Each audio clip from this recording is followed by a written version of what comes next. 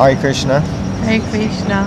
So today is 9/9, and on Radhastami it's actually formally and officially 9/11, which is the 11th day of September, and the day, of course, that this tower didn't exist, but two others did, and they crumbled to the ground. We're not going to get into any of the circumstances behind it, but whatever it was, however it was certainly a serious tragedy in many ways.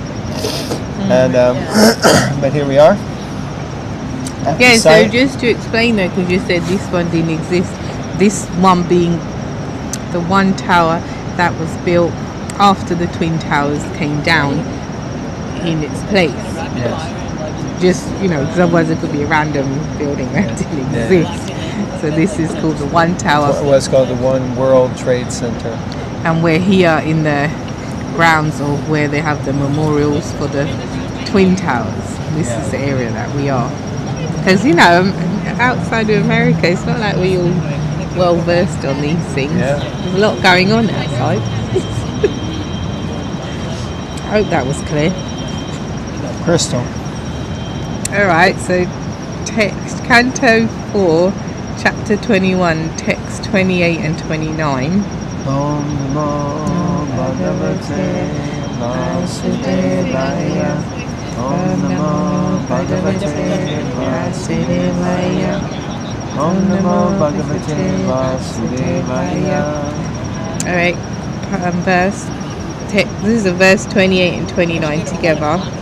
This is confirmed not only by the evidence of the Vedas, but also by the personal behavior of great personalities like Manu, Uttanapad, Dhruva, Priyavrata, and my grandfather Anga, as well as by many other great personalities and ordinary living entities, exemplified by Maharaj Prahlad and Bali, all of whom are theists, believing in the existence of the Supreme Personality of Godhead, who carries a club. Purport. Narottam Das Thakur states that one has to ascertain the right path for his activities by following in the footsteps of great saintly persons and books of knowledge under the guidance of a spiritual master, Sadhu Sastra Guru Vakya. A saintly person is one who follows the Vedic injunctions, which are the orders of the Supreme Personality of Godhead. The word Guru refers to one who gives proper direction under the authority of the Vedic injunctions and according to the examples of the lives of great personalities. The best way to mold one's life is to follow in the footsteps of the authorized personalities like those mentioned herein by Prithu Maharaj, beginning with Swayambhuva Manu. The safest path in life is to follow such great personalities, especially those mentioned in the Srimad Bhagavatam. The Mahajans, or great personalities, are Brahma, Lord Shiva, Narada Muni, Manu, the Kumaras, Prahlad Maharaj, Bali Maharaj, Yamaraj, Bhishma, Janak Maharaj, Sukadev Goswami, and Kapila Muni. Interesting. And it's just stressing the importance of following in the footsteps of those who have walked this path, which is an example are often. By the way, now it's getting really sunny and horrible. But anyway.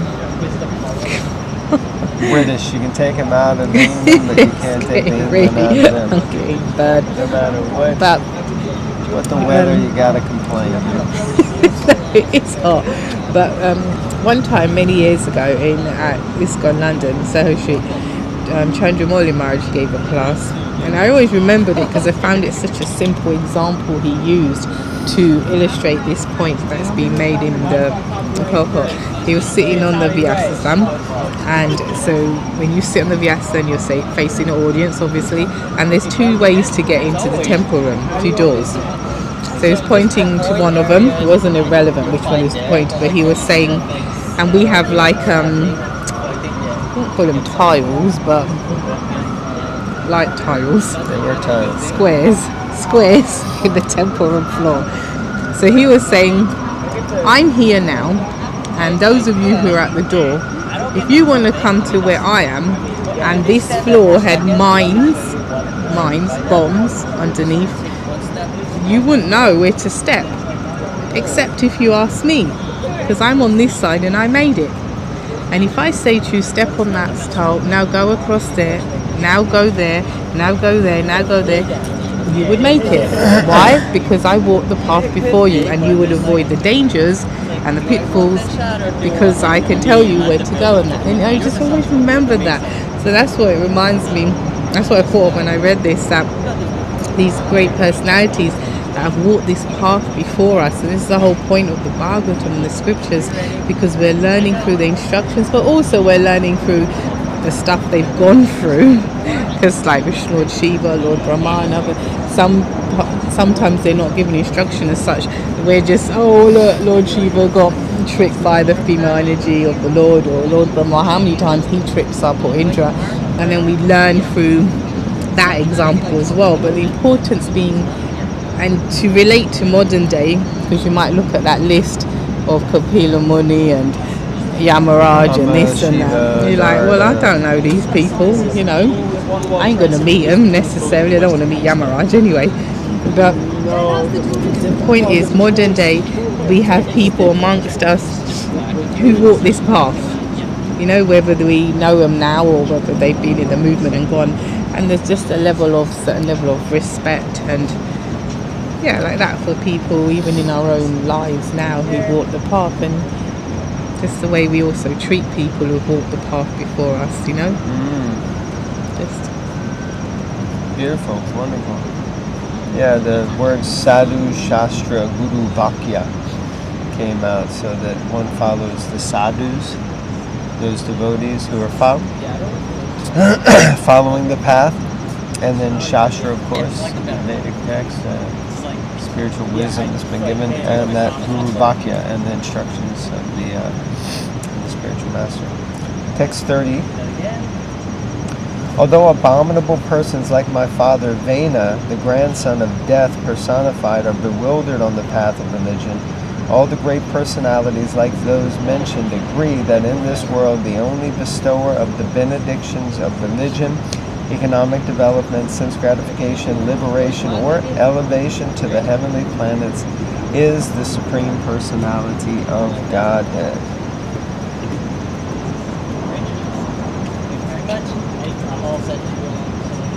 It's pretty interesting how Prithu Maharaj is conveying what is, you know, the abominable nature of his father. But he's saying, apart from him, everybody else who's kind of saintly knows what to do. So the purport. King Vena, the father of Prithu Maharaj, was condemned by the Brahmanas and saintly persons because of his denying the existence of the Supreme Personality of Godhead and rejecting the method of satisfying him by performance of Vedic sacrifice. In other words, he was an atheist who did not believe in the existence of God and who consequently stopped all Vedic ritualistic ceremonies in his kingdom. Prithu Maharaj considered King Vena's character abominable because Vena was foolish regarding the execution of religious performances. Atheists are of the opinion that there is no need to accept the authority of the Supreme Personality of Godhead to be successful in religion, economic development, sense gratification, or liberation. According to them, dharma or religious principles are meant to establish an imaginary God to encourage one to become moral, honest, and just so that the social orders may be maintained in peace and tranquility. Furthermore, they say that actually there is no need to accept God for this purpose, for if one follows the principles of morality and honesty, this is sufficient. Similarly, if one makes nice plans and works very hard for economic development, automatically the result of economic development will come. Similarly, sense gratification also does not depend on the mercy of the Supreme Personality of Godhead. For if one earns enough money by any process, one will have sufficient opportunity for sense gratification. Insofar as liberation is concerned, they say that there is no need to talk of liberation because after death everything is finished. Prithu Maharaj, however, did not accept the authority of such atheists headed by his father. He was the grandson of death personified. Generally, a daughter inherits the qualities of her father and son gets the qualities of his mother. Thus, Mrityu's daughter, Sunita, got all the qualities of her father, and Vena inherited the qualities of his mother. A person who is always subjected to the rules and regulations of repeated birth and death cannot accommodate anything beyond materialistic ideas. Since King Vena was such a man, he did not believe in the existence of God. Modern civilization agrees with the principle of King Vena, but factually, if we scrutinizingly study all the conditions of religion, economic development, and sense gratification and liberation, we must accept the principles of the authority of the Supreme Personality of Godhead. According to Vedic literature, religion consists only of the codes of law given by God. That was one heck of a paragraph, and there are more to follow. Very, very potent and powerful statements. I guess primarily focused on the character and quality. Interesting point that a daughter inherits the quality of her father, and the son inherits the quality of the mother. So like that, can see probably, possibly in our own lives that's true in different ways. I think for me it definitely seems to be to some extent. Too much not accept authority of atheists. Anyway.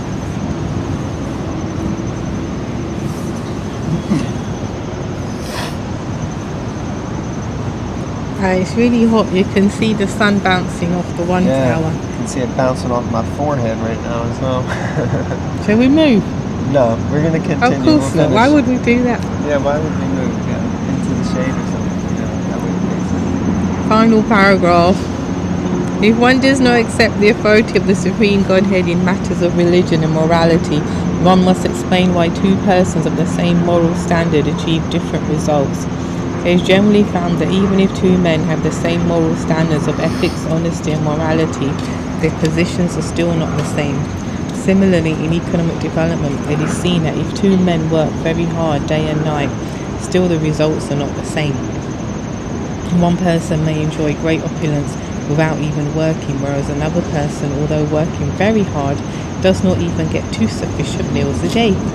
Similarly, in the matter of sense gratification, sometimes one who has sufficient food is still not happy in his family affairs, or sometimes not even married, whereas another person, even though not economically well off, has the greatest opportunity for sense gratification. Even an animal like a hog or a dog may have greater opportunities for sense gratification than a human being. Aside from liberation, even if we consider only the preliminary necessities of life, dharma, artha and karma, religion, economic development and sense gratification, we will see that they are not the same for everyone. Therefore, it must be accepted that there is someone who determines the different standards. In conclusion, not only for liberation must one depend on the Lord, but even for ordinary necessities in this material world. Prithu Maharaj therefore indicated that in spite of having rich parents, children are sometimes not happy.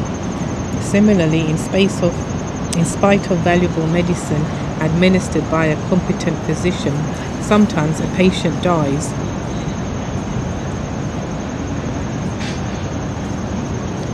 Or in spite of having a big safe boat, sometimes a man drowns.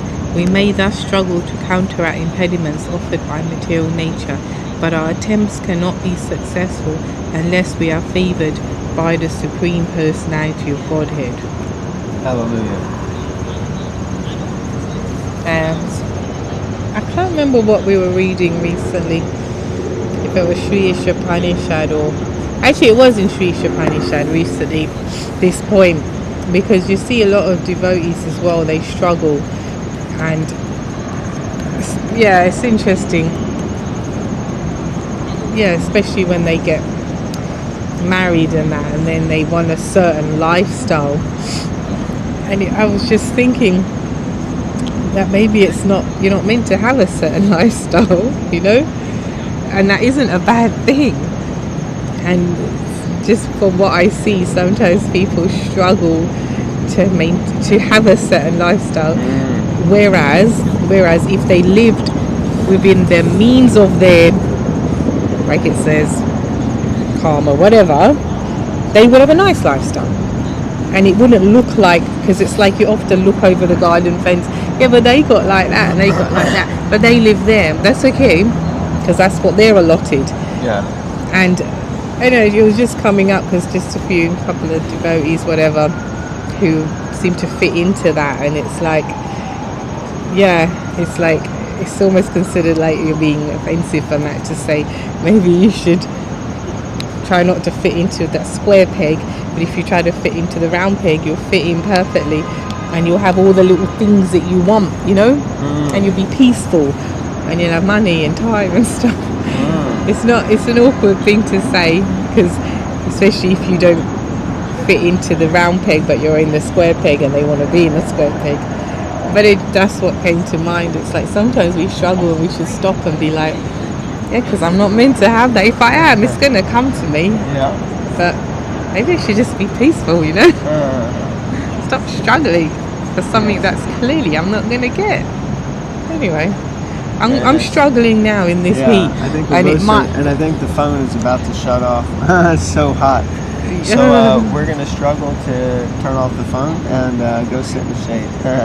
Thank you all for tuning in. Sorry, before we sign off, sorry to interrupt you.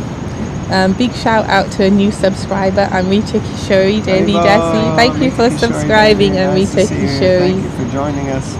She's a beautiful singer and dedicated sevak of their lordship, Shishi Radha Muralidhar. At the Bhakti Center. At the Bhakti Center. In New York. Haribol. Hare Krishna. Hare Krishna, everyone. Pratharai Srimad Bhagavatam Ki Jai.